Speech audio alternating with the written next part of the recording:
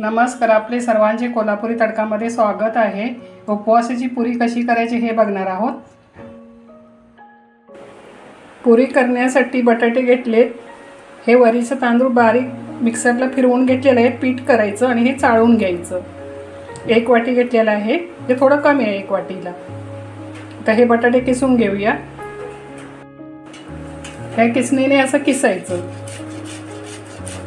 हे हातावर मॅश करून घ्यायचं नाही, कारण आपल्याला हे मळायचं आहे, गोळा झाला पाहिजे।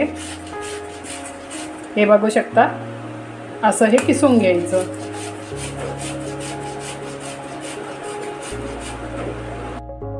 हे बघू शकता, हे सर्व किसून घेतलेले आहे।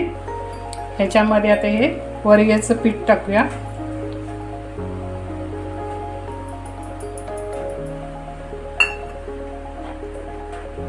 हे मिरची पावडर आहे, हे अर्धा चमचा।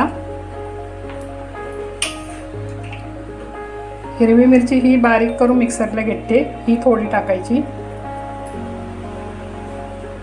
चवीनुसार मीठ, शेंदो मीठ थोडं टाकायचं।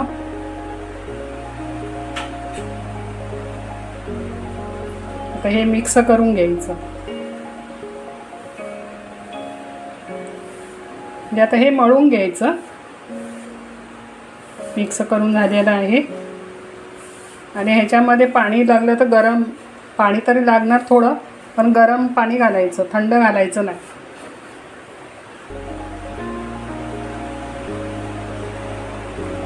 थोडं थोडं घालायचं आणि हे मळून घ्यायचं।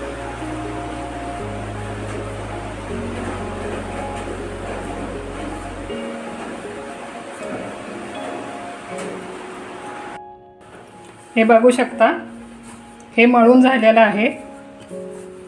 तुम्हाला उपवासला कोथिंबीर वगैरे चालत असेल तर कोथिंबीर टाकली तरी चालेल। आता हे 5 मिनिटं ठेवून देऊया। 5 मिनिटं झालेले आहेत, हे बघू शकता। आता याच्या पुऱ्या करून घेऊया। असा प्लास्टिक पिशवी अशी कट करून घेतली तरी चालेल। याला थोडंसं पाणी लावायचं आणि हे छोटासा असा गोळा घ्यायचा।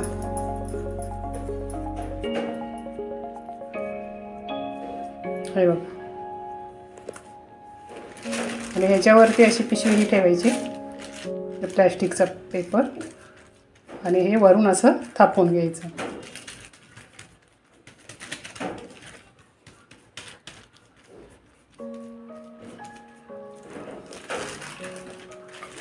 हे बघू शकता।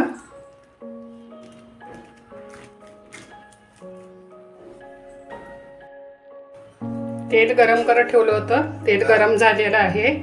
आता ही पुरी तळून घेऊया। करून ठेवायच्या नाही, तसं करतच तळायच्या।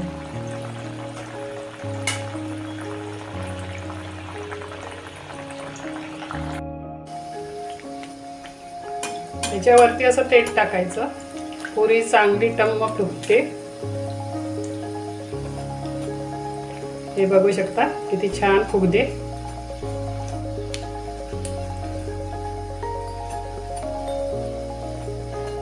या पुऱ्या उपवासच्या छान लागतात, चविष्ट असतात। तुम्ही करून बघा आणि कमेंटमध्ये सांगा कशी झाली ती। आणि माझ्या चॅनलवर नवीन असाल तर लाईक करा, शेअर करा आणि सबस्क्राईब नक्की करा।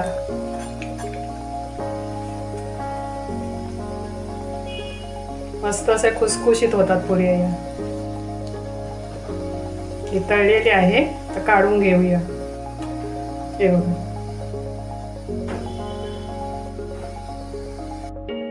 हे बघा, बटाट्याची पुरी तयार आहे।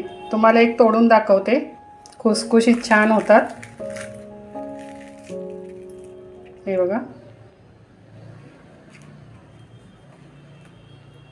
तुम्ही दह्यासोबत पण खाऊ शकता।